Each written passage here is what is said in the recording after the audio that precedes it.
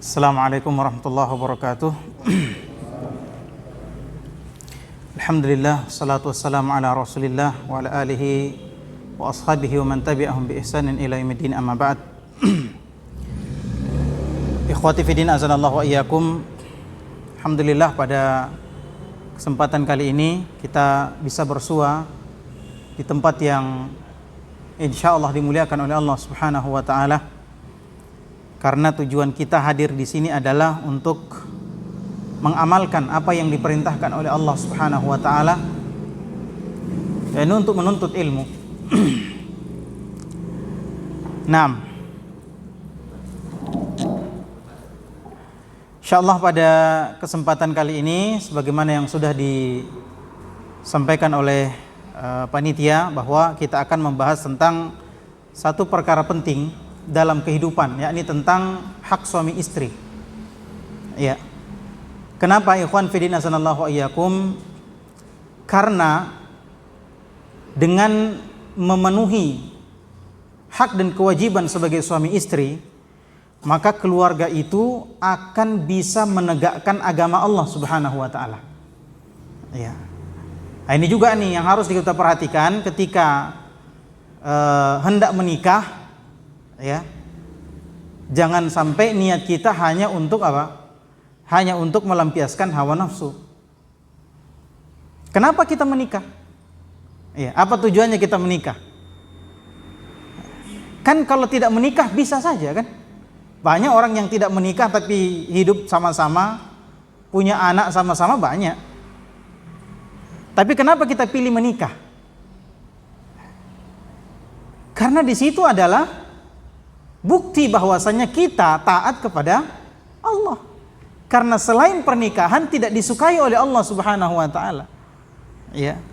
Selain dengan jalan menikah, Allah Subhanahu wa taala tidak suka. Allah Subhanahu wa taala berfirman, "Zuyyina lin-nasi hubbus syahawati minan nisa." Memang dijadikan indah pada mata manusia kesukaan kepada wanita. Begitu pula sebaliknya, laki-laki itu suka wanita. Dan wanita itu suka laki-laki. Iya. Dan keduanya harus bertemu. Mereka punya syahwat yang harus disalurkan satu sama lain.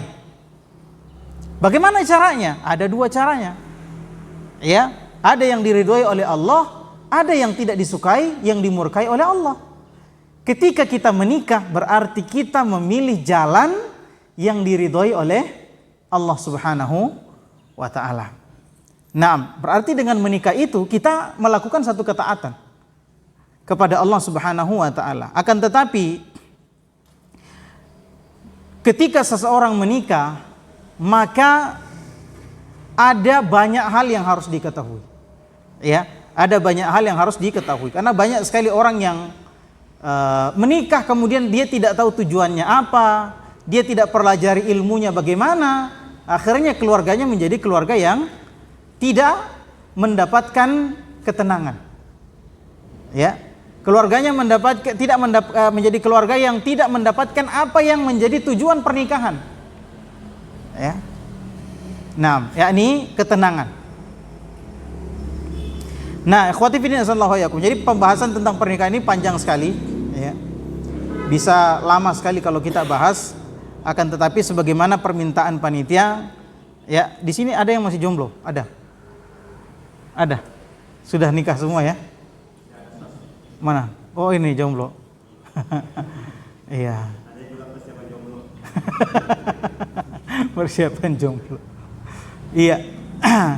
Nah, ikhwan fillah azanallahu wa iyyakum, hak-hak suami istri itu hanya bisa ditunaikan oleh orang yang menikah dengan tujuan, ya, taat kepada Allah Subhanahu wa taala. Baik, apa sih hak-hak suami istri?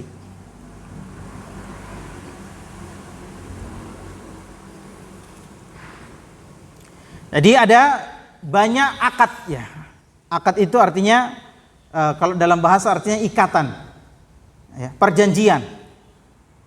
Itu ada banyak akad, dan akad yang salah satu akad yang paling kuat adalah pernikahan. Makanya pernikahan dalam Al-Quran dikatakan mitsaqan ghalidha. Ya, perjanjian yang sangat kuat. Ya.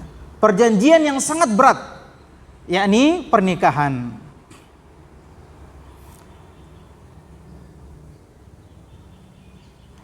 Nah, di antara hal-hal yang wajib untuk dipenuhi dalam satu pernikahan adalah memenuhi hak-hak antara suami dengan istri. Yang mana suami wajib memenuhi hak istrinya dan istri wajib memenuhi hak suaminya.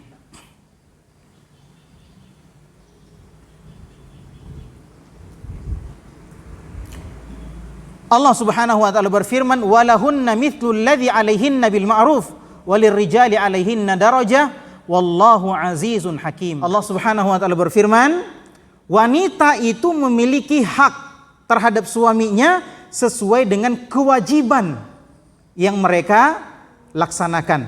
Dan laki-laki, kata Allah Subhanahu wa taala, memiliki derajat di atas perempuan. Kata siapa? Kata Allah Subhanahu wa taala, wallahu azizun hakim. Ini yang pertama yang harus difahami, ya, bahwa laki-laki itu diberikan posisi oleh Allah satu tingkat di atas perempuan.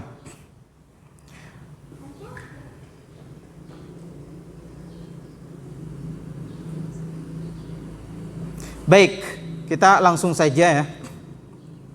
Apa sih hak-hak suami terhadap istri? Jadi hak suami dulu sama istrinya.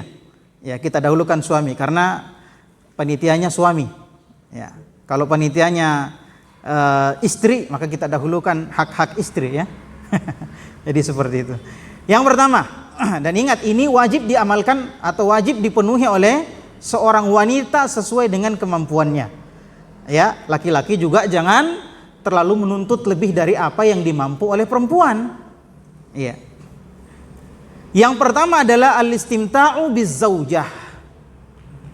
Suami punya hak untuk menikmati istrinya. Ya, suami punya hak untuk menikmati istrinya. Fa'al zaujati taslimuha nafsaha lahu wa tamkinuhu minal istimta'i biha. Maka seorang istri wajib untuk menyerahkan dirinya kepada suaminya dan memberikan kelonggaran atau memberikan peluang yang besar kepada suami untuk mendapatkan kenikmatan dari dirinya. Ini wajib hukumnya. Ya, seorang wanita memberikan peluang sebesar-besarnya kepada suaminya untuk bisa menikmati dirinya. Ya. Dan dia harus menyerahkan diri kepada suaminya. Li'anna zauj yastahiqqu bil aqdi taslimil 'aud an ma asdaqaha wa huwa al-istimta'u biha kama tastahiqqul mar'ah al-'aud wa huwa as-sadaq. Nah, kalau orang menikah itu kan ada yang namanya mahar ya. Ada yang namanya apa? Mahar.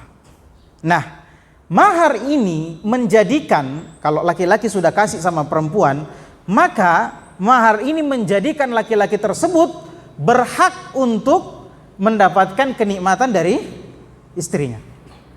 Itu gantinya, ganti dari mahar itu adalah kenikmatan dari istrinya.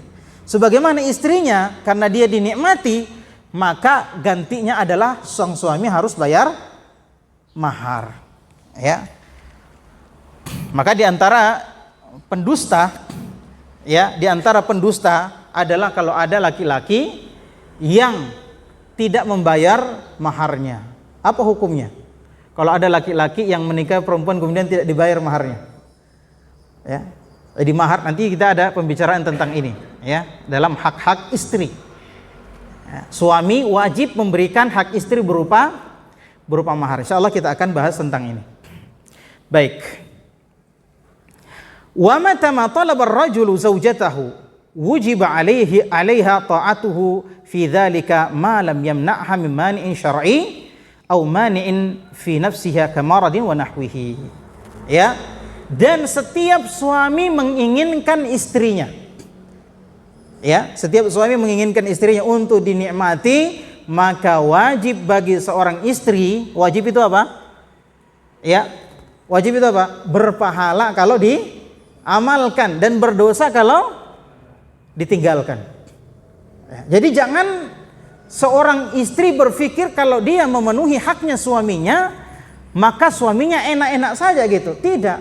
Ya, dia misalnya tidak dapat apa-apa.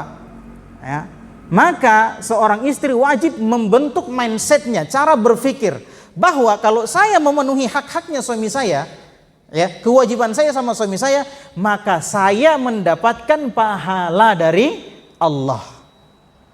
Ya, saya mendapatkan apa? Pahala dari Allah Subhanahu wa taala. Sehingga seorang istri yang meladeni suaminya, melayani suaminya, harus dipasang itu baik-baik. Dengan saya melayani suami, maka saya akan mendapatkan pahala. Ya. Kenapa? Karena saya mengamalkan perintah Allah Subhanahu wa taala. Ya. Jadi seorang istri ketika suaminya menginginkan dia, ya, untuk menikmatinya, maka wajib bagi seorang istri untuk menyiapkan dirinya. Tidak boleh menolak.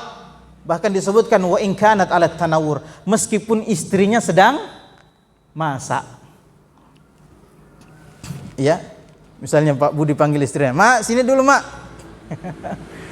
Kecik bapak ya, masih siang-siang nah panggil Miki, "Memasak kah dulu?" Matikan kompornya.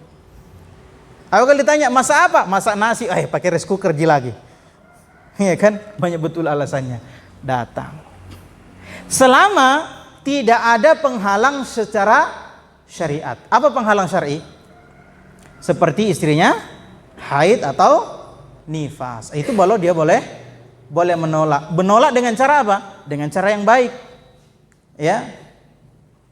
Menolak dengan cara yang baik bagaimana? Dengan cara yang kira-kira diterima oleh suaminya. Ya, jangan diteriaki di dapur, haid Kak?" Jangan. Apalagi kalau ada anak di situ. Ya, jangan dikasih dengar-dengar. Kalau perlu pakai isyarat, "Lagi lampu merah, Pak." Gitu kan. Ya, jangan terlalu vulgar. Ya. Apalagi kalau ada anak-anak, apalagi kalau dengar nanti tetangganya. Jangan. Ya. Atau istrinya sedang mengalami nifas. Ya, maka ini tidak boleh digauli. Atau penghalang pada diri perempuan tersebut, seperti dia sakit. Ya. Dia sakit, minta baik-baik sama suaminya, "Tabe, Pak, sakit Kak." Ya. "Sakit apa?" Ya, tanya. Jangan sampai sakit tiap malam, "Kenapa sakit ini?" Ya. Wa qad rattaba asy-syari' ats-tsawab al-jazil ala ta'ati az-zawji fil ma'ruf kama rattaba al-itsma al-'azim ala mukhalafati amri az-zawji ma dama ya'muru bil ma'ruf. Ya. Dan syariat kita, syariat Islam telah menetapkan, ya, telah menentukan pahala yang besar bagi seorang wanita kalau dia mentaati suaminya dalam hal-hal yang baik. Ya, jadi ibu-ibu, jangan sampai kita berpikir bahwa kalau kita mentaati suami, maka kita hanya akan mendapatkan keuntungan duniawi saja. Apa keuntungan duniawinya? Ya dapat enak juga, kemudian tidak dimarahi suami. Jangan sampai pikiran kita hanya sampai di situ. Tapi pikiran, mindset yang selalu kita bentuk adalah saya akan mendapat pahala yang besar ketika saya taat sama suami saya. Demikian pula Islam juga telah menentukan adanya dosa yang sangat besar kepada seorang istri apabila dia tidak taat sama suaminya, selama suaminya memerintahkan kepada yang baik. Kalau suaminya memerintahkan yang buruk, ya jangan diikuti. Ya, la ta'ata li makhluqin fi ma'siyatil khaliq. Tidak boleh kita taat kepada makhluk siapapun dia kalau kita diperintahkan untuk berbuat maksiat kepada Allah Subhanahu wa taala. Misalnya sekarang banyak suami yang menyuruh istrinya melacurkan diri, banyak. Ya, banyak sekarang. Atau suaminya menyuruh dia berbuat syirik, suaminya menyuruh dia berbuat bid'ah, suaminya menyuruh dia untuk berbuat maksiat. Ya tidak boleh ditaati. Ya, contohnya apa? Contohnya suaminya menyuruh dia untuk bersolek. Ya, apa itu bersolek? Mamode ya. Ya, mamode ki mak, mau ki pergi pengantin, mamode ki dulu. Ini perintah maksiat. Enggak boleh. Ya, merias wajah untuk orang lain enggak boleh. Ya, wajah dirias untuk suami. Wajah dirias untuk suami, bukan untuk suaminya orang. Iya. Nah ini, ikhwan fillah azanallahu wa iyyakum, ya. Baik, jadi selama suami memerintahkan kepada kebaikan, maka seorang istri wajib mengikuti perintahnya selama dia mampu. Ya, selama dia mampu. Nah, ini juga ibu-ibu harus paham bahwa bapak-bapak itu kalau dia sudah mau tapi tidak dikasih, itu bisa sakit itu kepalanya. Ya, bisa stres. Ya. Karena memang salah satu tujuan pernikahan adalah menyalurkan syahwat dengan cara yang halal. Nah, ketika syahwat itu dihalang-halangi, maka dia bisa menimbulkan mudarat. Itulah tidak baiknya terlalu lama menjomblo. Ya, tidak bagus, penyakit itu. Ya, penyakit. Dibilang Ustadz, saya masih sekolah Ustadz. Ya, nggak apa-apa, nikah saja. Ya, kalau sudah mau sekali nih, ya apa hukumnya nikah? Ya, apa hukumnya nikah? Hukumnya nikah tergantung keadaan orang tersebut. Ya, hukum nikah tergantung keadaan orang tersebut. Kalau dia sudah tidak bisa lagi tahan, ya, kalau dia sudah tidak bisa lagi tahan, kalau dia tahan-tahan maka dia akan merusak. Ya, maka solangi anak tahu.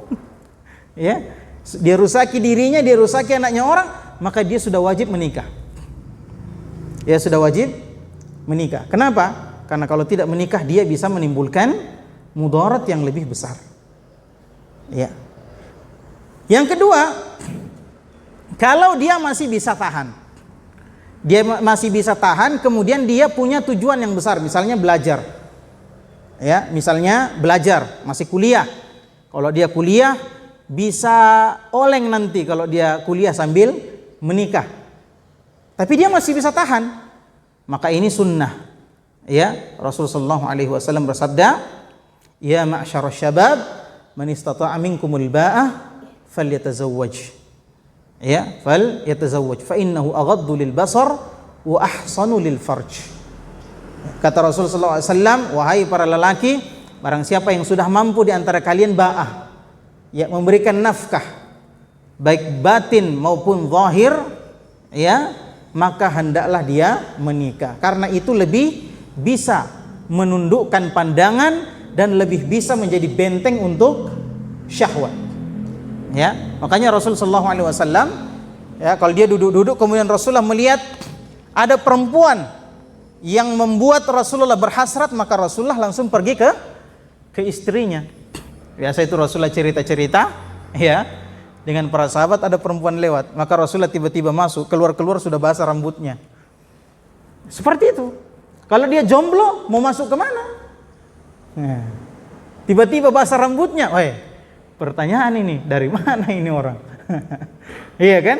Nah, ikhwati fillah azanallahu wa iyyakum. Kata Rasulullah SAW, fa illam yastati, kalau dia belum bisa menikah, ya, fa alaihi bis-shaum, maka hendaklah dia puasa. Ya, fa innahu lahu wija, karena puasa itu tameng, benteng bagi dia. Tapi pertanyaannya, kalau puasa sudah tidak bisa tahan, maka harus menikah. Ya, harus menikah. Baik. Kemudian ada pernikahan yang mubah. Pernikahan yang mubah itu bagaimana? Ya, dia belum butuh tapi sudah bisa, ya silakan menikah. Ya, silakan menikah. Ini sama juga dengan poligami, ya. Sama juga poligami. Poligami misalnya kalau dia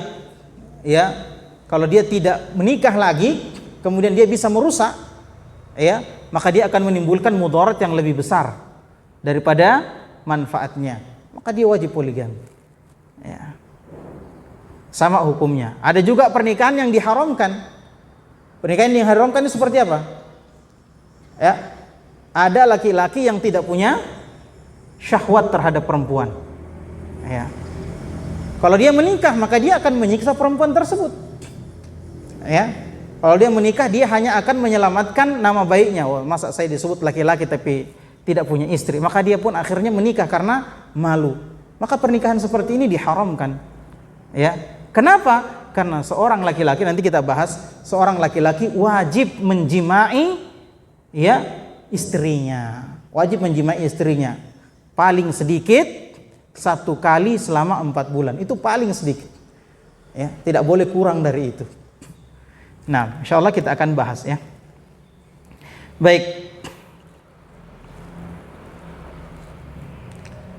Dari Abu Hurairah radhiyallahu taala anhu, dia berkata, "Anin Nabi sallallahu alaihi wasallam qala, idza da'a ar-rajulu imra'atahu ila firashihi falam ta'ti, fabata ghadban 'alaiha la'natu la 'alaiha afwan fabata ghadmanun 'alaiha la'anathu al-malaika hatta tusbih." Ya. Rasulullah sallallahu alaihi wasallam bersabda, kalau seorang suami memanggil istrinya, kemudian istrinya tidak mau datang, tidak mau memenuhi panggilan suaminya. Kemudian mereka bermalam dalam keadaan suaminya marah. Ya, dalam keadaan suaminya marah karena tidak dipenuhi tadi panggilannya. Maka istrinya tersebut dilaknat oleh malaikat. Ya, dilaknat oleh malaikat. Ini malaikat yang laknat ini. Ya. Bagaimana kira-kira kalau dia mati dalam keadaan dilaknat malaikat? Nauzubillah. Sampai kapan? Sampai pagi hari. Ya. Baik. Wa wujubu ta'atihi muqayyadun bi alla yakuna fi ma'siyatin. Ya. Nah, akan tetapi perlu diperhatikan, kewajiban untuk taat sama suami itu dipersyaratkan. Seorang istri memang wajib taat sama suami, tapi dalam hal-hal yang dipersyaratkan. Fala yajuzu lil mar'ati an tuti'ahu fima la yahillu, mithla an yatluba minha al-wata' fi zamanil haidi aw ghairi mahalli al-harthi. Ya, maka tidak boleh seorang wanita, tidak halal bagi seorang wanita untuk melayani suaminya, untuk taat suaminya ketika suaminya meminta untuk berhubungan dengan istrinya pada waktu haid. Ya, pada waktu haid. Haid enggak boleh berhubungan suami istri. Au ghairu mahallil harth, atau di selain kemaluan. Ya, di selain kemaluan. Misalnya di lubang dubur. Ini enggak boleh. Allah Subhanahu wa taala berfirman, "Wa yas'alunaka 'anil mahidh, qul huwa adza fa'tazilun nisaa fil mahidhi wala taqrabuhunna hatta yathurna fa idza tatahharna fa'tuhunna min haitsu amarakumullah innallaha yuhibbut tawwabin wa yuhibbul mutatahhirin." Allah Subhanahu wa taala berfirman, dan mereka wahai Muhammad bertanya kepadamu tentang wanita haid. Katakanlah bahwasannya haid itu adalah penyakit. Haid itu adalah penyakit. Makanya ini Pak, kalau kita lihat orang-orang yang berpenyakit seperti AIDS atau sipilis, ya, itu biasanya karena apa? Karena terbiasa atau pernah berhubungan dengan wanita yang sedang haid, ya, wanita yang sedang haid, atau berhubungan dengan wanita atau laki-laki dari lubang dubur. Ini yang biasa menimbulkan penyakit AIDS. Wala taqrabuhunna, kata Allah jangan dekati, maksudnya jangan dekati, jangan dijimai. Ya, jangan jangan disetubuhi perempuan itu hatta yathurna. Sampai kapan? Sampai dia suci. Jadi sudah pi mandi. Ya. Jangan sampai buru-buru miki. Berhenti mi, Mak. Bagaimana, Mak? Berhenti mi. Berhenti mi, Pak. Langsung mencangkul. Tunggu dulu. Ya, mandi dulu. Karena kata Allah hatta yathurna, sampai dia suci, berarti selesai pi mandi suci. Iya. Fa'tuhunna min haitsu amarakumullah. Kalau dia sudah suci, maka datangilah istrimu dari arah yang diperintahkan oleh Allah Subhanahu wa taala. Innallaha yuhibbut tawwabina wa yuhibbul mutatahhirin. Sungguhnya Allah mencintai orang-orang yang bertaubat dan mencintai orang-orang yang bersuci. Nah, kalau istrinya sedang haid, apakah betul-betul sama sekali tidak boleh dicumbui istrinya? Ya, maka jawabannya boleh. Jawabannya boleh, sebagaimana sabda Rasulullah SAW, isna'u kulla syai'in illa nikah. Lakukanlah apapun terhadap istrimu ketika dia haid kecuali an-nikah. An-nikah di sini maksudnya apa? Menjimai istrinya pada kemaluannya. Tidak boleh. Ya. Dan Syekhul Islam Ibn Taimiyah mengatakan ya,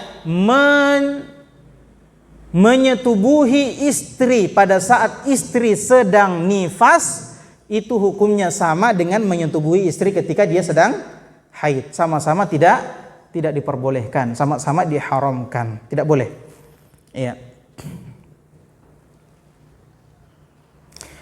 Rasul sallallahu alaihi wasallam bersabda, "Man ata haidan aw imra'atin fi duburiha aw kahinan faqad kafara bima unzila ala Muhammadin sallallahu alaihi wasallam." Ini ancamannya sangat berat. Kata Rasulullah sallallahu, barang siapa yang mendatangi istrinya pada saat dia haid, maksudnya menjimai istrinya pada saat dia haid, atau mendatangi istrinya, menjimai istrinya dari lubang duburnya, atau mendatangi dukun, ini disamakan yang tiga ini, ya, maka dia telah kafir terhadap apa yang diturunkan terhadap Muhammad sallallahu alaihi wasallam. Ini sabda Rasulullah sallallahu alaihi wasallam. Makanya kata para ulama, ya, sebagian ulama mengatakan tidak ada kafaratnya. Ya, apa pengganti atau hukuman pengganti bagi orang yang mendatangi istrinya yang sedang haid? Sebagian ulama mengatakan tidak ada. Ya, tidak ada. Karena itu dosa besar yang membuat orang keluar dari Islam. Ya. Tetapi ikhwan fillah yakum, Ibnu Abbas, dan ini yang rajih, yang benar insyaallah, Ibnu Abbas pernah menyuruh orang yang mendatangi istrinya ketika masih haid, maka disuruh bayar 1 dirham. Ya, 1 dinar apa 1 dirham? Lupa saya. Nah, kemudian kalau dia, ya ini diperinci. Pernah juga sesekali orang mendatangi Ibnu Abbas kemudian bertanya tentang kafarat, ya, hukuman penghapus dosa bagi orang yang mendatangi istrinya, kemudian Ibnu Abbas menyuruh dia membayar setengah dirham atau setengah dinar, saya lupa. Ya. Kemudian para ulama di sana memperinci, kalau dia mendatangi istrinya pada saat darahnya masih keluar, maka itu hukumannya 1 dinar atau 1 dirham. Ya. Kemudian kalau dia mendatangi istrinya pada saat haidnya sudah berhenti tapi belum mandi, maka ya bayarnya setengah dinar atau setengah dirham. Wallahu a'lam bishawab.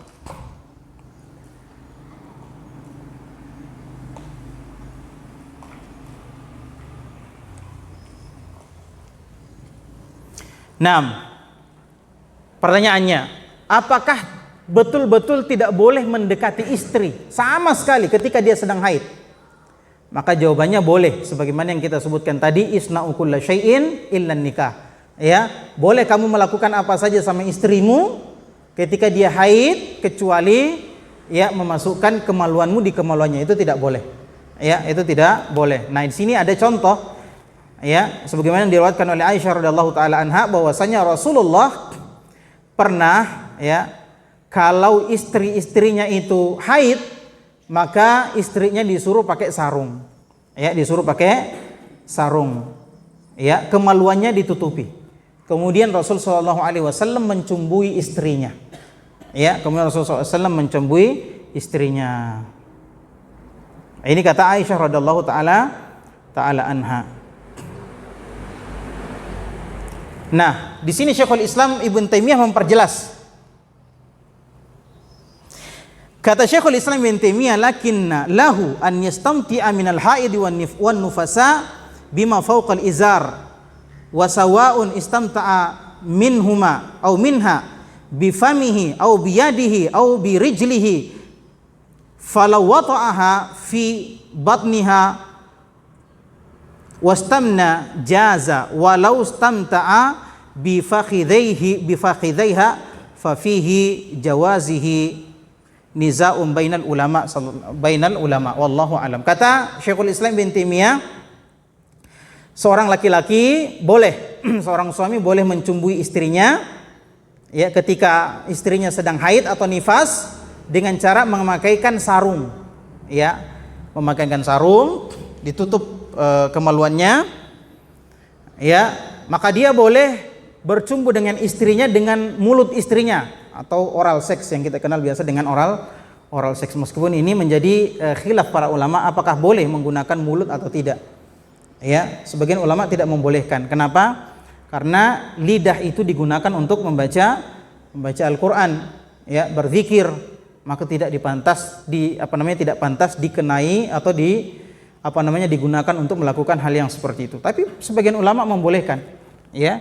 Sebagaimana firman Allah Subhanahu wa taala, nisaukum harthul lakum fa'tu harthakum anna syi'tum, istri kalian sawaladang kalian.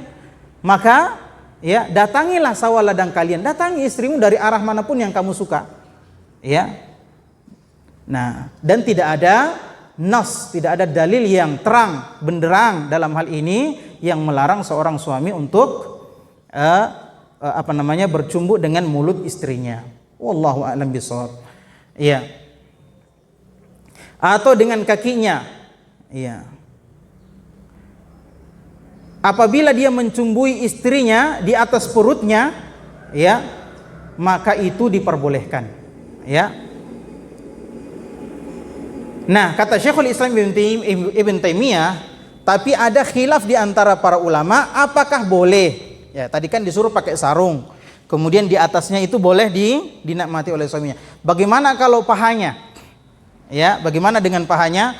Maka kata Syekhul Islam Ibn Taimiyah ada perselisihan di antara para ulama. Sebagian membolehkan, ya, di selain tempat kemaluan saja. Jadi kemaluan saja yang ditutup, ya.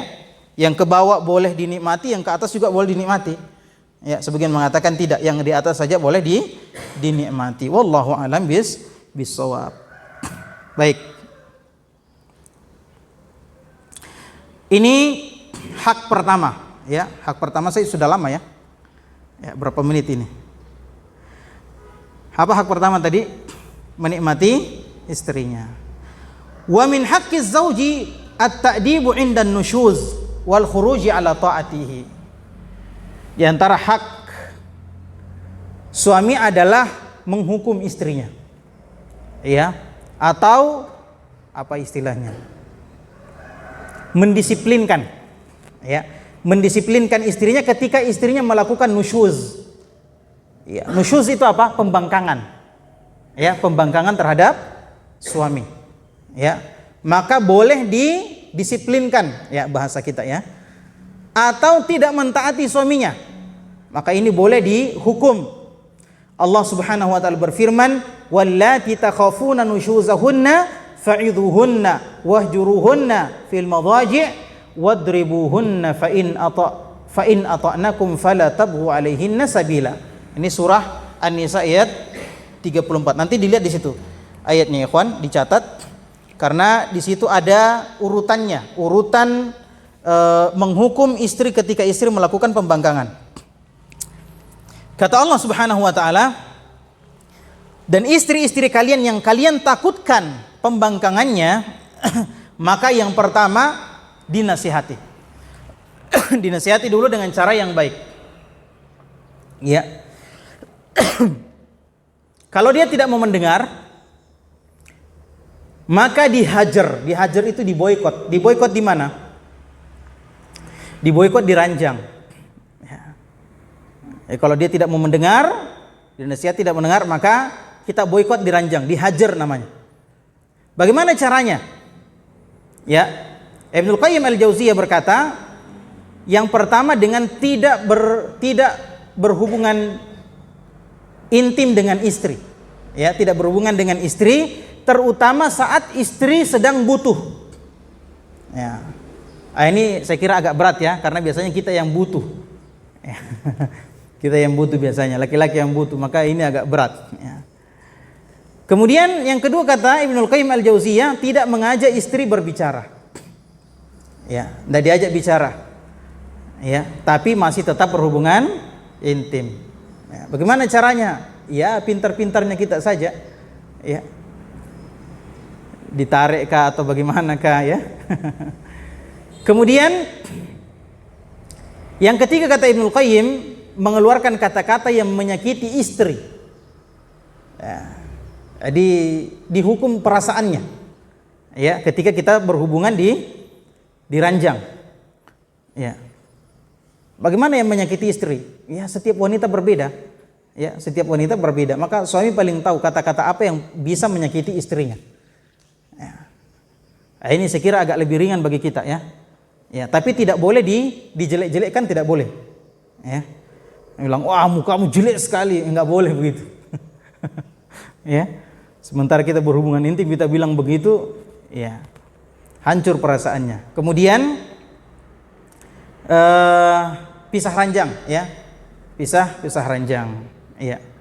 Ini cara untuk memboikot istri. Ya, kalau sudah tidak mempan dinasihati maka diboikot, ya. Dan jangan ketika diboikot tidak boleh dikasih keluar dari rumah, ya. Jangan dibilang pulang mau ke di rumahnya mamamu, jangan. Ya, karena ditalak saja, talak 1 atau talak 2. Ya, Allah Subhanahu wa taala berfirman, la tukhrijuhunna min buyutih. Ya, jangan kalian keluarkan istri kalian dari rumah-rumahnya, enggak boleh. Ya, ini ketika ditalak 1 dan talak 2. Kecuali istri sudah melakukan perbuatan yang sangat mungkar, maka boleh dikeluarkan dari rumah. Tapi ketika kita menghajar, di sini memboikot tujuannya adalah untuk mendidik istri. Ya, tujuannya adalah untuk mendidik istri. Maka diboikot. Kalau dengan cara seperti ini juga tidak mempan, ya, kata Allah fahjuruhunna fil madaji, maka boikotlah mereka dari ranjang dengan cara-cara seperti tadi, maka boleh dipukul. Ya, maka istri boleh dipukul kalau dinasihati tidak mempan, diboikot juga tidak mempan, boleh dipukul. Jangan langsung yang pertama kita lihat istri membangkang kemudian langsung ditempeleng. Ini tidak benar. Atau langsung dipukul. Dan ingat ketika memukul istri, Rasul sallallahu alaihi wasallam bersabda, "Wala tadribil wajha wala tuqabbih wala tahjur illa fil bait." Kata Rasul sallallahu alaihi wasallam, tidak boleh memukul wajah. Siapapun, anak-anak kita tidak boleh dipukul wajahnya. Ya. Oke. Pukul istri, ya, pukul saja mungkin bagian pundaknya atau bagian kakinya, pukul betisnya. Ya, dengan pukulan yang tidak meninggalkan bekas. Nah, ini pukulan apa namanya? Pukulan mendidik. Ya, sekedar memperlihatkan bahwa kita tidak suka kalau dia begitu. Jangan begitu. Ya, dipukul. Ya, tidak boleh pukul mukanya. Ya, tidak boleh dijelek-jelekkan. Sebagian mengatakan tidak boleh dijelek-jelekkan mukanya. Ya, apa kau ini sudah pesek hitam lagi, tidak ada gunanya. Ini enggak boleh yang seperti ini. Ya, dijelek-jelekkan mukanya enggak boleh. Dan kata Rasulullah tidak boleh dihajar di luar rumah. Jadi ketika dihajar tidak boleh dikasih keluar dari rumah. Ya. Ya, ketika dihajar bukan berarti kita tidak nafkahi istri lagi, masih dinafkahi, dia masih istri kita. Ya, dia masih istri kita. Itu yang kedua ya. Jadi hak suami adalah untuk mendidik istrinya, mendisiplinkan istrinya. Ya, ini termasuk dalam hal HP ya. Dalam hal apa saja. Ya, misalnya HP. Makanya para ustadz mengatakan suami harus tahu isi HP istrinya. Harus tahu. Periksa HP istri. Ya. Tapi istri tidak mesti tahu isi HP suaminya. Oh, enggak adil dong ustadz. Enggak, karena istri itu akalnya pendek. Ya, akalnya pendek. Rambutnya panjang tapi akalnya pendek. Apa-apa langsung, "Wih, siapa ini, Pak?" Ya. Padahal orang apa? Ya, misalnya Pak Budi habis damaikan ibu-ibu ya. Ibu-ibu bertengkar, tiba-tiba pulang di rumah curhat ibu-ibu yang tadi ditelepon Pak Babin. "Pak Babin, itu begini itu ibu tadi nagoda suamiku." Ayo curhat dia. Tiba-tiba istrinya Pak Babin buka. "Wah, siapa ini, Pak?" Ya kan? Perempuan begitu. Jadi masalah timbul banyak. Baik. Jadi seorang suami berhak untuk mendisiplinkan istrinya, ya, terutama ketika istrinya ya sudah mulai membangkang. Kemudian hak suami yang ketiga, terhadap istrinya adalah bolehnya suami adamul idzni bid-dukhuli liman yakrahu zauj dukhulahu. Ya, bolehnya suami untuk tidak mengizinkan istrinya memasukkan orang yang suami tidak suka. Misalnya siapa? Misalnya ada dari keluarga istri yang suaminya tidak suka, maka suaminya bilang itu tidak boleh masuk ke rumah saya. Boleh. Dan istri harus mentaati itu. Meskipun itu saudarinya, saudaranya atau saudarinya. Ya. Nah, ini ibu-ibu harus tahu ini. Ya, jangan dikasih masuk sembunyi-sembunyi. Anda ada suamiku lihat, Allah yang lihat. Iya kan? Nah,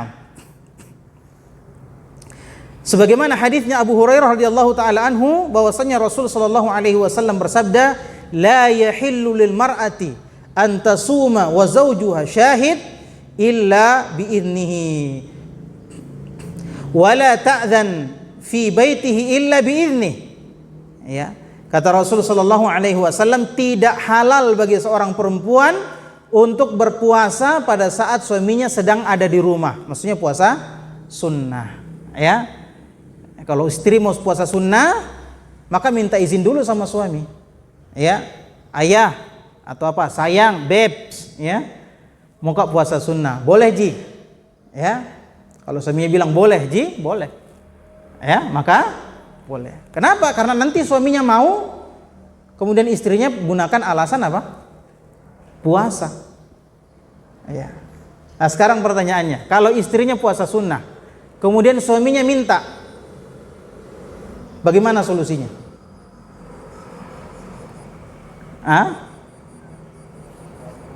Batalkan puasa, ahsantum. Batalkan puasa. Kenapa dibatalkan puasanya? Mendahulukan yang wajib dari yang sunnah. Ya, karena memenuhi panggilan suami itu wajib, sementara puasa yang dia lakukan adalah puasa sunnah. Tapi kalau puasa Ramadan, mendahulukan hak Allah Subhanahu wa taala. Ya. Baik, tidak boleh. Ya, tidak boleh karena suami juga akan membatalkan puasanya. Iya kan? Nah, ini tidak diperbolehkan. Kalaupun terjadi maka dihukum. Hukumannya apa? Hukumannya puasa 2 bulan berturut-turut. Kalau tidak bisa, memberikan makan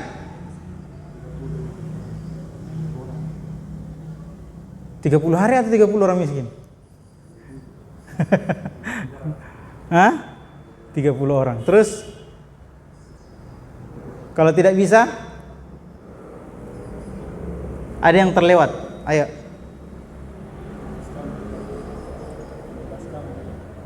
Nah, ini yang pertama, membebaskan budak. Kalau tidak bisa membebaskan budak, baru ya puasa 2 bulan berturut. Kalau ini bukan pilihannya, tapi tingkatan.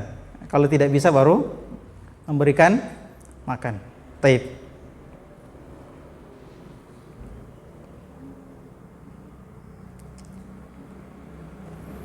Kemudian juga diganti puasanya. Mana nih tadi? Iya. Apa tadi? Sampai di mana tadi? Nah, tidak halal bagi seorang wanita, seorang istri untuk berpuasa sunnah ketika suaminya sedang ada di rumah. Ya.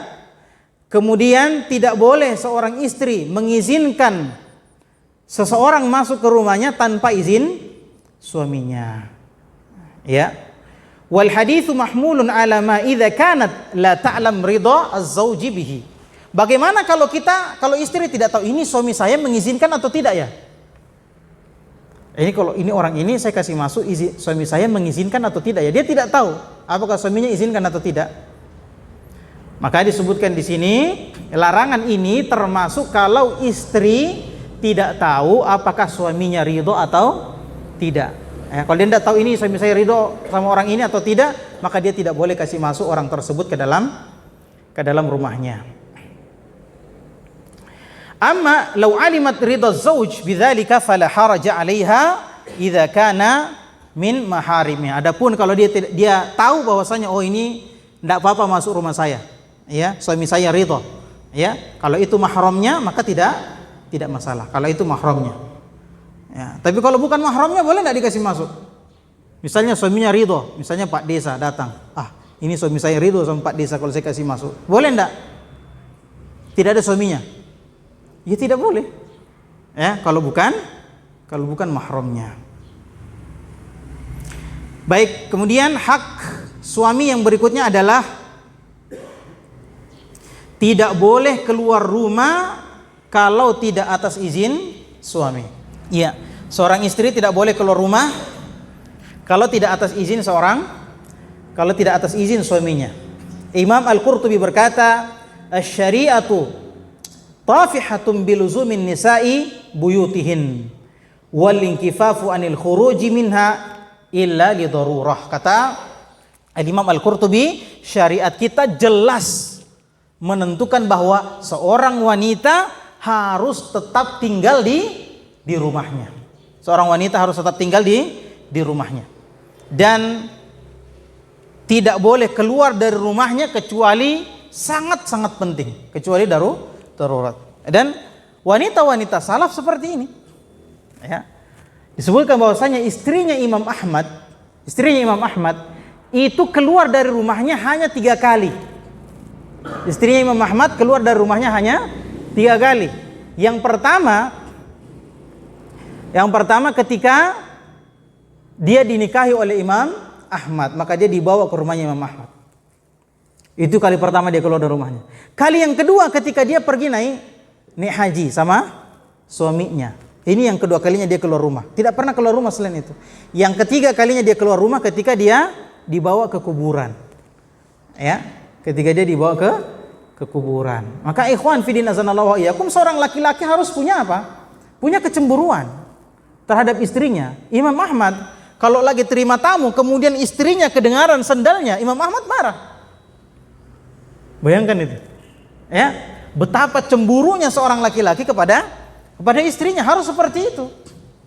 Ya, harus seperti itu laki-laki yang beriman. Ya. Kata Rasul sallallahu alaihi wasallam, la'anallahu dayyuth. Allah melaknat laki-laki dayyuth alladzi aqarra su'a fi ahli.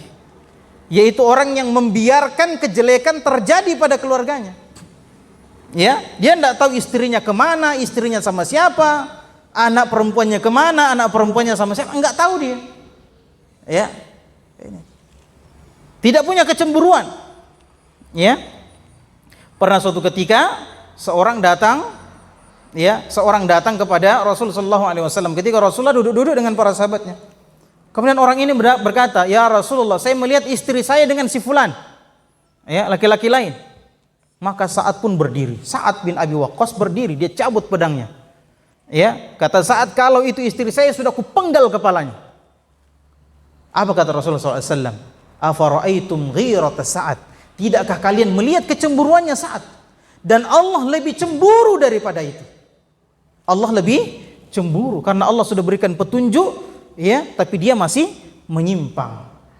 Ini saudara yang dimuliakan oleh Allah Subhanahu wa taala. Pernah suatu ketika seorang sahabat pulang minta izin sama Rasulullah dari berperang. Dia pergi berperang, kemudian minta izin sama Rasulullah untuk pulang ketemu sama istrinya. Sampai di rumahnya, dia lihat istrinya ada di depan pintu. Istrinya ada depan pintu, bukan pergi ke pasar, bukan pergi ke mall, depan pintu. Ya, maka orang tadi langsung ambil tombaknya mau ditombak istrinya. Kenapa? Karena dia keluar rumah tidak minta izin sama suaminya. Seperti ini laki-laki salaf terdahulu. Ya, mau ditombak, istrinya bilang, "Jangan tombak saya. Di dalam rumah ada ular." Ya, maka suaminya masuk, dibunuh ularnya, kemudian dibawa.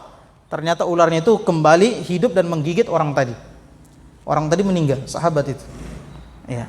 Tapi yang menjadi poin kita di sini adalah bagaimana cemburunya laki-laki itu ketika melihat istrinya di luar pintu. Baru di luar pintu. Ya. Suaminya sudah sangat marah karena tidak minta izin sama. Nah, ini kita sekarang hal seperti ini dianggap apa? Tabu. Masa suami kekang-kekang istri? Ya memang harus begitu. Allah Subhanahu wa taala berfirman apa? Wa qarna fi buyutikun. Tinggallah kalian. Ya, jadi tinggal itu ada beberapa bahasa Arabnya. Ya. Antaranya sakana yaskunu. makatha yamkuthu. Tapi Allah mengucapkan kata waqar, waqarna fi buyutikunna.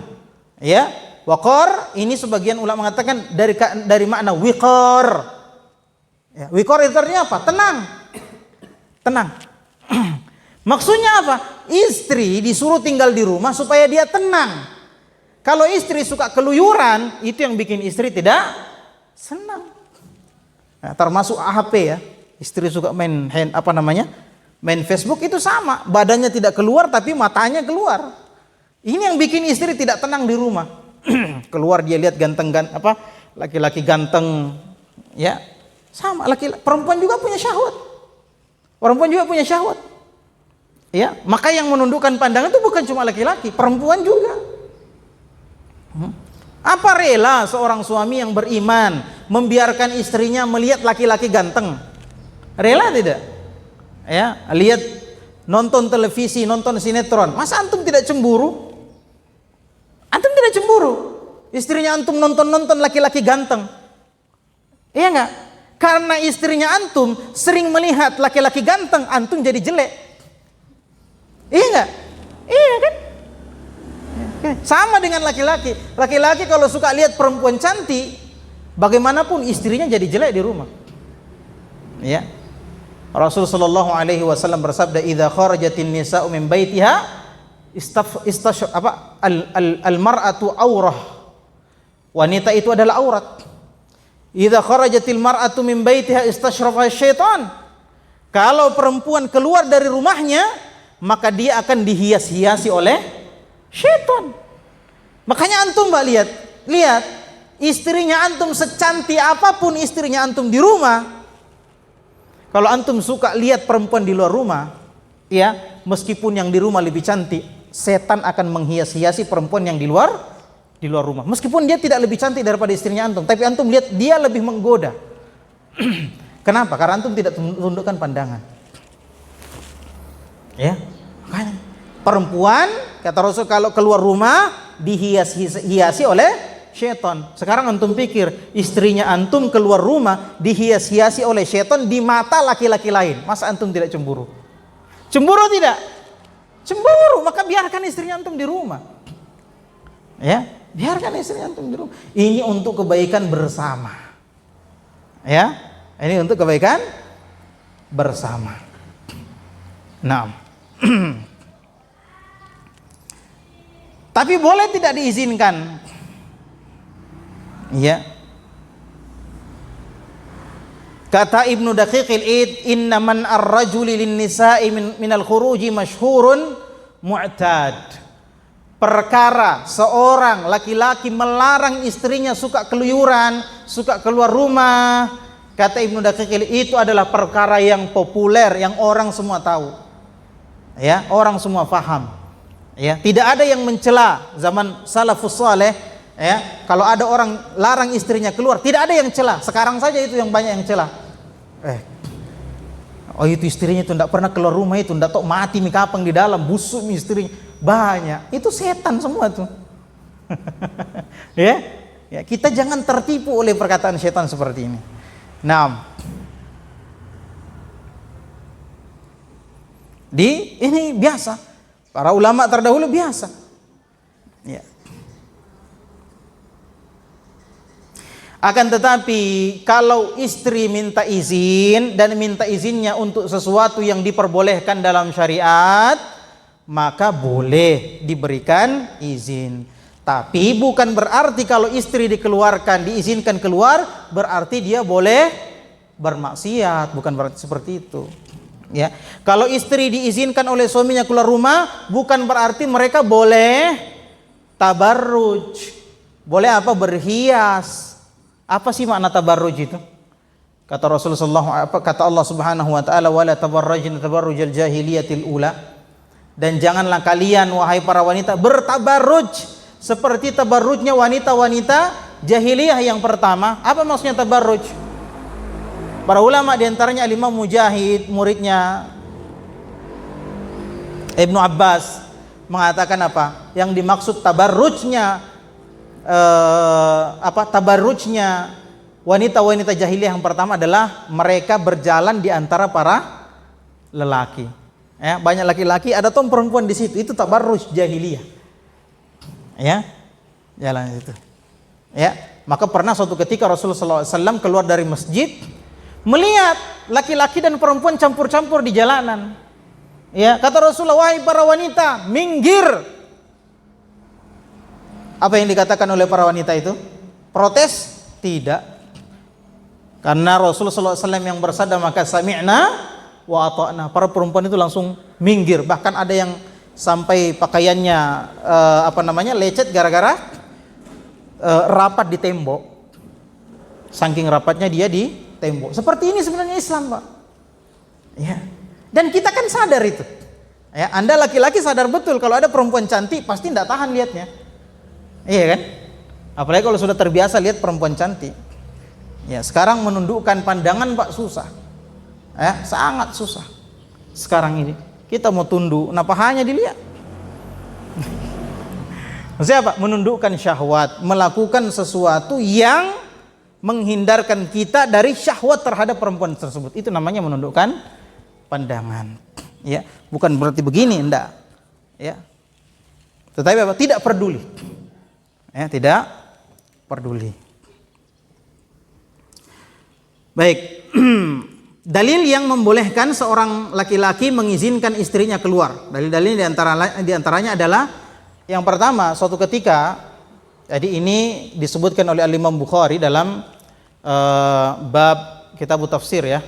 Ketika beliau rahimahullah menyebutkan hadis-hadis tentang tafsir surah Al-Ahzab ayat 59 tentang turunnya hijab. Jadi sebenarnya Pak, yang menyebabkan ayat hijab itu turun itu sebenarnya Umar. Ya. Jadi Umar yang bilang sama Rasulullah, ya Rasulullah, tidak pantas istri-istrimu ya itu nampak seperti perempuan-perempuan yang lain. Ya. Jadi pakaian Arab dulu-dulu itu Pak, pakaian Arab itu tidak pakai jilbab.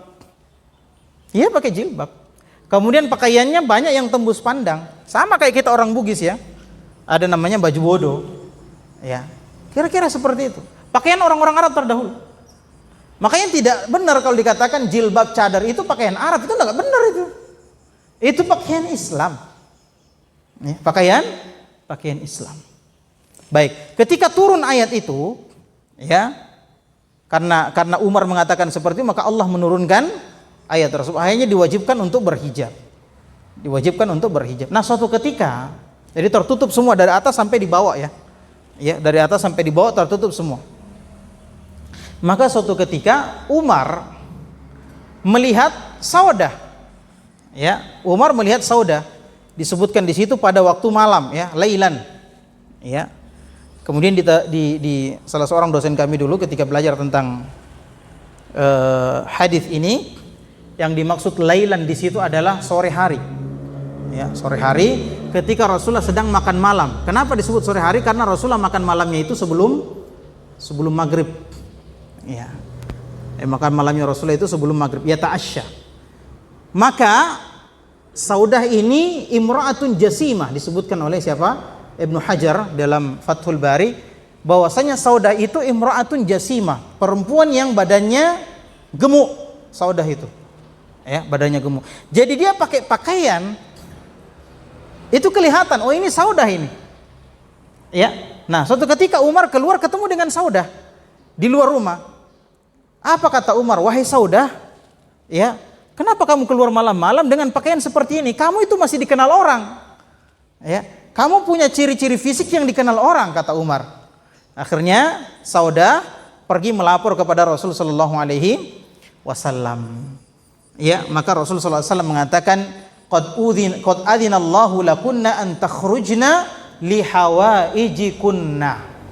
Kata Rasulullah sallam, Allah telah mengizinkan kalian para wanita untuk keluar dari rumah kalian untuk memenuhi hajat-hajat kalian. Karena waktu itu Rasulullah gilirannya di rumah Aisyah. Ya, tidak ada di rumahnya Saudah. Maka mungkin Saudah menginginkan sesuatu, mau membeli sesuatu, sehingga dia harus keluar karena ada kebutuhan yang mendesak. Bukan mau pergi jalan-jalan, saudah itu. Bukan mau pergi ngerumpi ke tetangga, bukan. Ya, sebagaimana yang dilakukan oleh banyak ibu-ibu kita ya. Kalau siang-siang begini biasanya selesai tugasnya, di luar kumpul-kumpul sambil makutu-kutu, sambil ngerumpi, ya, cerita orang dan sebagainya. Ini dalil yang pertama. Dalil yang kedua, Rasulullah sallallahu alaihi wasallam bersabda, "Idza sta'dhanat imra'atu ahadikum ilal masjidi fala yamna'ha." Ya.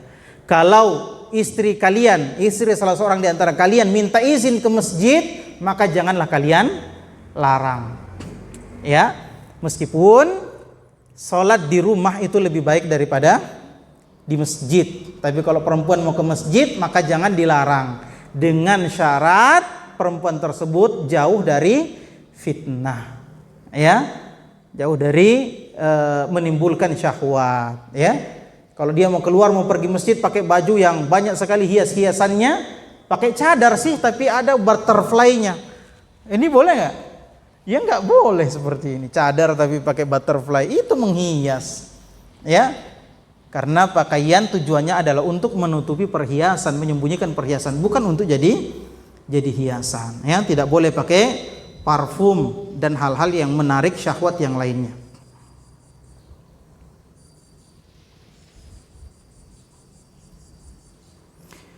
Kemudian dalil yang ketiga, bolehnya seorang istri meminta izin kepada suaminya dan suami memberikan izin, ya. Ya, ini pada peristiwa al-ifk. Ya, jadi pernah Aisyah radhiyallahu taala dituduh selingkuh, ya. Jadi kalau ada ibu-ibu yang dituduh selingkuh, Aisyah juga pernah dituduh selingkuh. Ya. Aisyah saja wanita yang dihormati dalam Islam, yang Allah mengatakan wa azwaju ummahatukum, dan istri-istri Rasul adalah ibu-ibu kalian, ya. Bahkan Allah yang memilihnya untuk Muhammad sallallahu alaihi wasallam, ternyata Aisyah pun tidak lepas dari tuduhan selingkuh. Ya, tidak terlepas dari tuduhan selingkuh, ya. Nah, kemudian ini panjang sekali ceritanya, yang jelasnya ketika itu Aisyah merasa sempit di rumahnya karena Rasulullah juga hampir percaya dengan tuduhan tersebut, sehingga sikapnya Rasulullah itu berubah terhadap Aisyah, ya, berubah sekali terhadap Aisyah. Maka Aisyah merasa sempit dunianya, sakit dia di rumahnya Rasulullah SAW karena tuduhan selingkuh itu, ya. Maka Aisyah meminta izin pulang ke rumah orang tuanya, maka diizinkan oleh Rasulullah SAW, sampai turun ayat yang menjelaskan tentang sucinya Aisyah radhiyallahu taala anha. Ini dalil-dalil tentang apa? Tentang bolehnya suami memberikan izin dan tidak bolehnya seorang wanita keluar rumah tanpa izin. Kemudian wa min haqqiz zauji an tahfadha fi nafsiha wa malihi. Ya, di antara hak suami terhadap istri adalah istri harus menjaga harta dan hartanya suaminya dan dirinya untuk suaminya, serta kehormatan suaminya. Jadi harta suami yang dibelanjakan oleh istri itu nanti akan ditanya oleh Allah. Baik, nanti akan ditanya oleh Allah Subhanahu wa taala.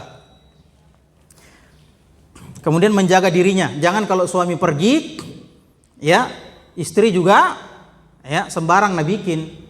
Ya. Ini ikhwan fillah azanallahu wa iyyakum, yang namanya fitnah perempuan dengan laki-laki. Itu fitnah yang sangat-sangat besar, sangat-sangat besar. Ya. Sampai kata Rasulullah sallallahu alaihi wasallam, "Ma taraktu fikum fitnatan adarra minan nisa."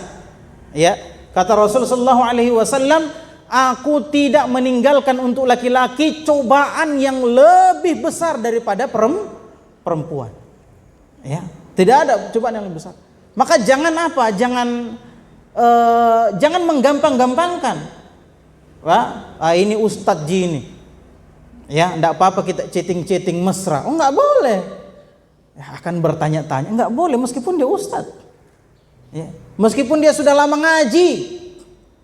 Selama dia masih laki-laki dan perempuan, maka ada fitnah yang besar di situ. Nggak boleh bergampangan. Ya, oh ini ikhwaji temannya suamiku. Nauzubillah, enggak boleh ikhwan. Ya, ini pernah terjadi banyak sekali kisah ya. Pernah terjadi pada daurahnya siapa? Syekh Abdul Razak di, kalau saya nggak salah Syekh Abdul Razak di Istiqlal waktu itu. Ya. Tertangkap kamera ada seorang ikhwan yang dipukuli. Kenapa? Karena dia janjian dengan istrinya ikhwah yang lain. Masya Allah. Ya, jangan dianggap enteng. Ya, jangan dianggap enteng. Wah, ini temannya ikhwah juga, temannya iya ikhwah juga, punya nafsu juga. Tak boleh. Wah, ini ustadz ji. Sama, ustadz juga sama laki-laki. Ya. Nah, maka beberapa kali pertanyaan-pertanyaan masuk lewat chat dari perempuan, saya bilang jangan langsung dari ukhti, dari melalui suaminya saja. Kan ada suaminya. Ya, ada suaminya. Yang masalahnya kalau dia tanyakan tentang suaminya. Ini masalah, ya. Nah,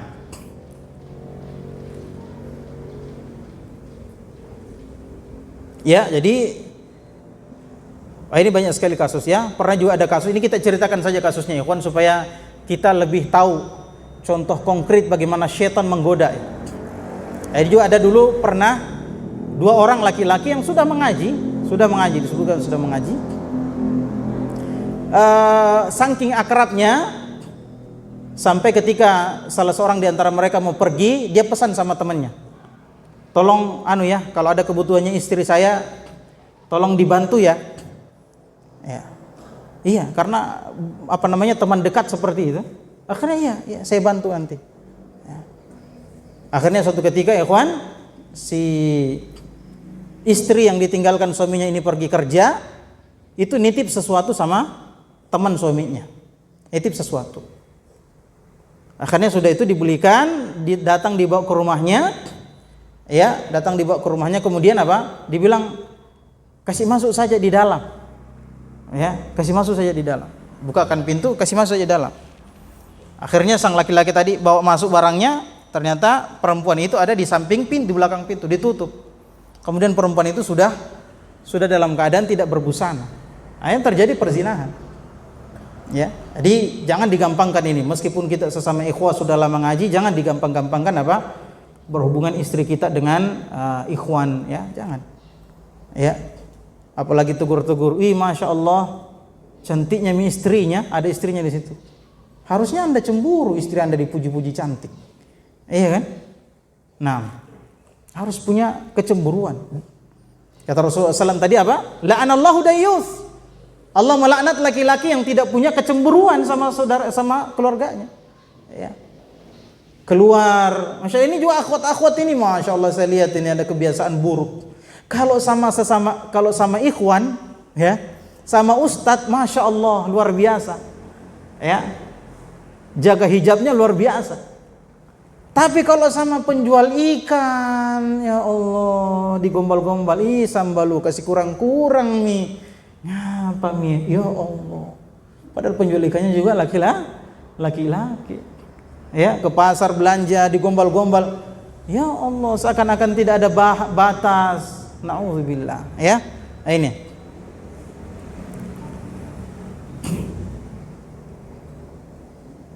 Rasul sallallahu alaihi wasallam bersabda, "Min sa'adat ibni Adam al-mar'atus salihah wal maskanus salih wal markabus salih." Di antara kegembiraannya manusia, anak cucu Adam, yang pertama adalah istri yang salihah. Istri yang salihah. Kemudian tempat tinggal yang bagus dan kendaraan yang baik, yang kencang, yang kuat. Ini di antara kegembiraan atau kesukaannya manusia.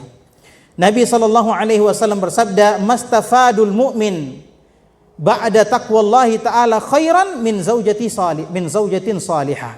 Ya, tidak ada yang lebih bagus yang diambil kemanfaatannya oleh suami setelah takwa kepada Allah kecuali istri yang salihah. Apa itu istri yang salihah? Kata Rasulullah, in amaraha ata'athu. Kalau suami suruh perempuan itu istrinya taat, tidak banyak cincong, tidak cerewet, ya. Ada yang bilang cerewet ji Ustaz tapi bagus kita hatinya. Ya, biasa dengar begitu, Pak. Cerewet ji tapi baik ji hatinya. Ini Ini perkataan yang keliru. Ya. Karena mulut manusia itu seperti mulut teko, mulut cere. Ya. Kalau di dalam cere teh, masa yang dikeluarkan kopi? Kan tidak mungkin. Kalau di dalamnya susu, yang dikeluarkan juga susu. Kalau di dalam hatinya jelek, itulah yang dikeluarkan dari mulutnya. Maka isi hati orang bisa kita perkirakan. Kalau dia yang dia sampaikan selalu bicara kotor, pasti hatinya kotor. Tidak mungkin hatinya bersih. Kalau kata-katanya selalu kotor. Iya, karena apa yang dikeluarkan oleh mulut adalah apa yang ada di dalam hati. Nah, ini istri yang soleha. Kalau disuruh dia taat. Kalau kita melihatnya maka menyenangkan. Ya, seorang istri yang soleha harus berusaha selalu menampakkan kecantikan di hadapan suami. Jangan nanti keluar rumah baru apa? Nanti keluar rumah baru cantik. Kalau di dalam rumah, masya Allah, ya, seperti apa? Seperti habis berperang. Ya, mukanya kotor, bajunya baju perang. Baju perang itu apa? Daster robek kayak habis ditembak. Iya kan? Kayak habis dipakai berperang.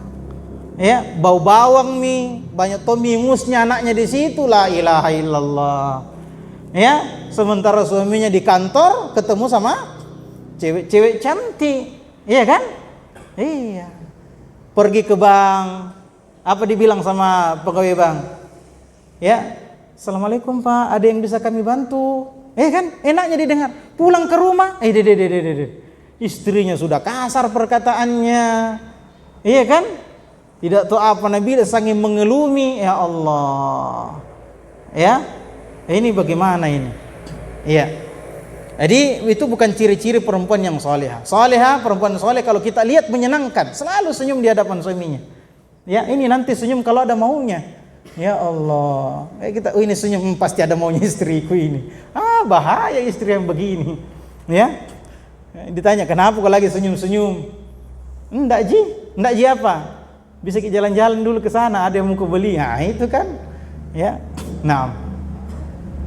Baik. Kemudian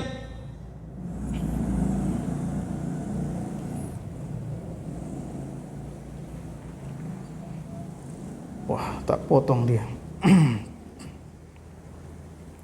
Wa min haqqi zauji ala zaujatihi an takhdimahu idza kanat qadiratan ala dzalik. Ya. Kemudian hak suami adalah dibantu oleh istrinya selama istrinya mampu. Jangan juga kita mentang-mentang kita suami, ya, kemudian kita paksa-paksa istri kita disuruh untuk melakukan apa yang tidak bisa lakukan, ya. Ya, jadi kalau kita perintah istri taat, tapi kalau yang mampu dilakukan, ya. Jangan juga istriku, ya, pergi kau dulu tarik itu telinganya itu tetangga di sebelah. Sudah ku kasih tahu jangan kasih keras-keras musik. Tidak mungkin istri disuruh seperti itu, ya. Nah, kemudian Ali Rasul sallallahu alaihi wasallam membagi tugas Ali dengan Fatimah. Ya, Rasul sallallahu alaihi wasallam membagi tugas Ali dengan Fatimah. Ali disuruh untuk bertugas di luar rumah, maksudnya cari nafkah, dan urusan dalam rumah semuanya adalah urusan Fatimah radhiyallahu taala anhuma.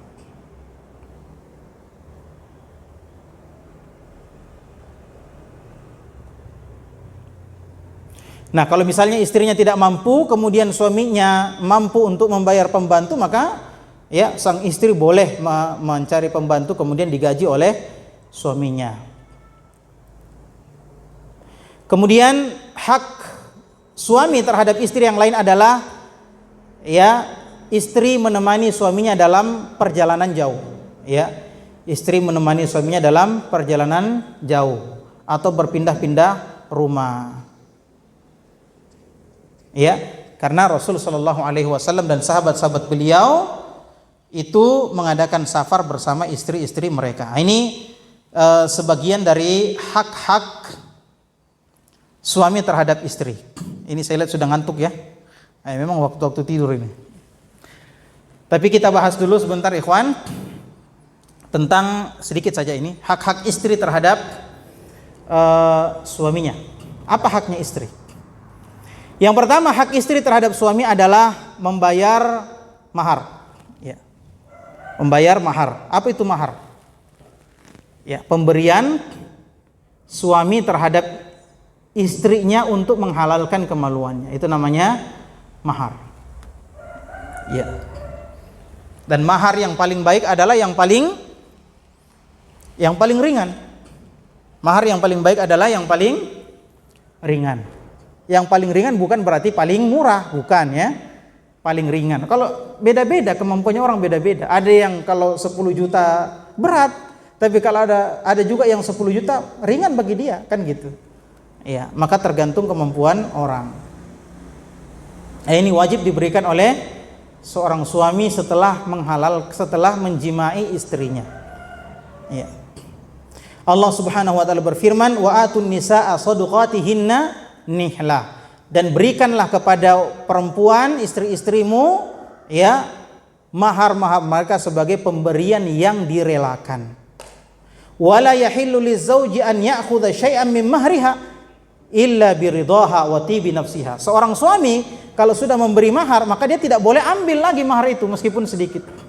Kecuali istrinya membolehkan tanpa terpaksa, boleh. Ya. Misalnya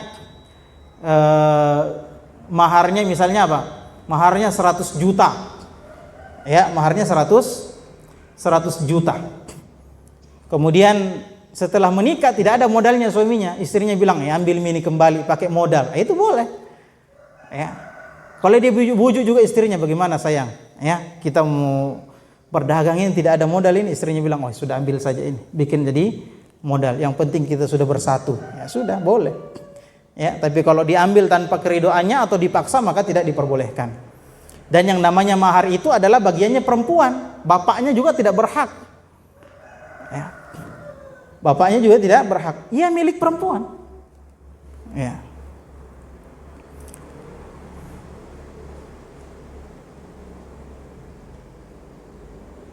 Allah Subhanahu wa taala berfirman, "Wala yahillu lakum an ta'khudhu mimma ataitumuhunna syai'a." Dan tidak boleh, tidak halal bagi kalian para suami untuk mengambil mahar yang kalian telah berikan kepada perempuan kalian. Ini pertama. Yang kedua, hak perempuan adalah hak istri adalah memberi nafkah. Ya, memberi nafkah. Allah Subhanahu wa taala berfirman, "Liyunfiq dzu sa'atin min sa'atihi wa man qudira 'alaihi rizquhu falyunfiq bima atahullah." Ini terpotong ini. Ya. Allah Subhanahu wa taala berfirman, hendaklah orang yang diluaskan rezekinya oleh Allah Subhanahu wa taala memberikan nafkah sesuai dengan yang diberikan oleh Allah, keluasan rezeki yang diberikan oleh Allah. Dan barang siapa yang disempitkan rezekinya, kalau suami disempitkan rezekinya, maka dia memberikan rezeki sesuai dengan kemampuannya dari apa yang diberikan oleh Allah Subhanahu wa taala. Ya.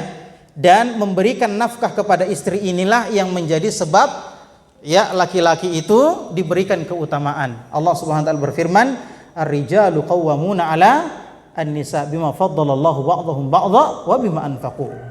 Laki-laki itu adalah pemimpin bagi perempuan. Kenapa? Karena kelebihan yang Allah berikan kepada laki-laki ya dibanding perempuan, dan karena nafkah yang diberikan kepada perempuan. Jadi yang membuat laki-laki itu di atas daripada perempuan, ya lebih tinggi dari perempuan adalah karena keutamaan yang Allah berikan kepada mereka, dan juga apa? Nafkah yang mereka berikan kepada istrinya. Nah, bagaimana kalau suami tidak cari nafkah, istri yang cari nafkah? Nah, ini terbalik. Ada sebagian orang, ini tidak pantas dalam Islam. Suaminya yang menganggur jaga anak di rumah, yang cari uang, istrinya, ini enggak boleh dalam Islam. Ya, tidak boleh. Ya, diharamkan di dalam Islam seorang laki-laki itu menganggur. Ya, menganggur. Ya, wajib bagi seorang suami menafkahi istrinya. Ya, wajib bagi seorang suami menafkahi istrinya. Maka yang suka tinggalkan istrinya disuruh cari nafkah sendiri, ini ya meninggalkan kewajibannya. Kemudian di antara hak istri terhadap suaminya adalah menjaga kesucian istrinya. Ya, dengan apa? Ya, dengan menggauli istrinya. Ya, dengan menjimai istrinya. Ikhwan fillah nazallahu wa iyyakum, wanita yang tidak dijimai, ya wanita itu seperti gelas kosong, ya. Kalau bukan suaminya yang isi, maka yang lain yang akan mengisinya. Ini hati-hati. Termasuk perasaannya seperti itu. Ya, termasuk perasaannya. Kalau perasaannya tidak pernah diberikan kesenangan oleh sang suami, maka dia akan cari dari yang lain. Ya, karena dia butuh untuk diisi, dan ini sangat-sangat berbahaya. Makanya dalam Islam seorang laki-laki diwajibkan untuk menjimai istrinya. Ya.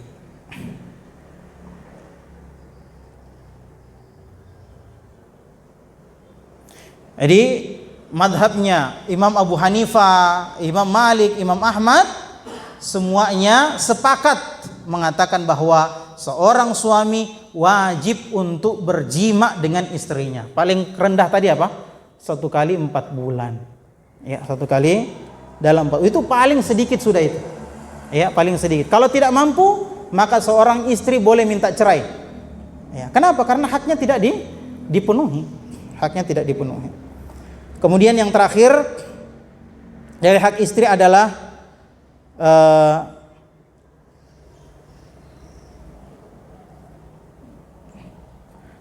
tinggal bermalam bersama istrinya, menginap bersama istrinya. Paling kurang 1 kali 4 malam. Dalam 4 malam 1 kali itu paling kurang. Ya, ini dikiaskan dari seseorang yang memiliki 4 orang istri. Karena dalam Islam dibolehkan 4 orang istri. Maka kalau begitu seseorang diwajibkan minimal 1 kali dalam 4 malam untuk tinggal bersama istrinya. Dan tidak boleh seorang suami pergi-pergi saja tidak kasih tahu istrinya. Ya. Kenapa? Karena istrinya akan berharap untuk didatangi.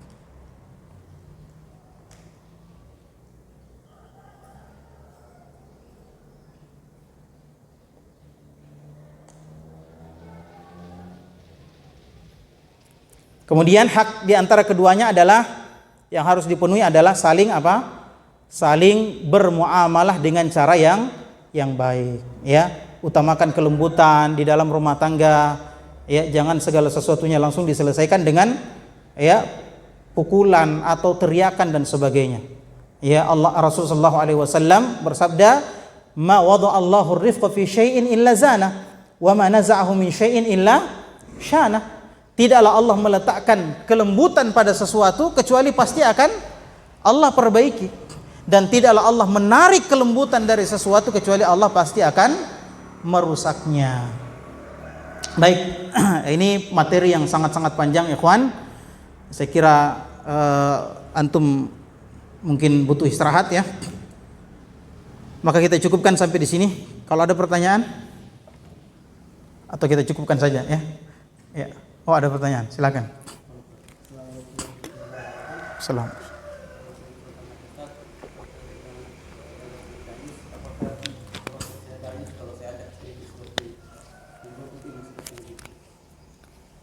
Boleh. Ya, bahkan itu bisa jadi wajib bagi antum. Kalau antum tidak bisa ajari istrinya antum dari rumah, maka antum bawa dia ke majelis-majelis ilmu. Ya. Wallahu a'lam bishawab. Baik, ya, kita cukupkan.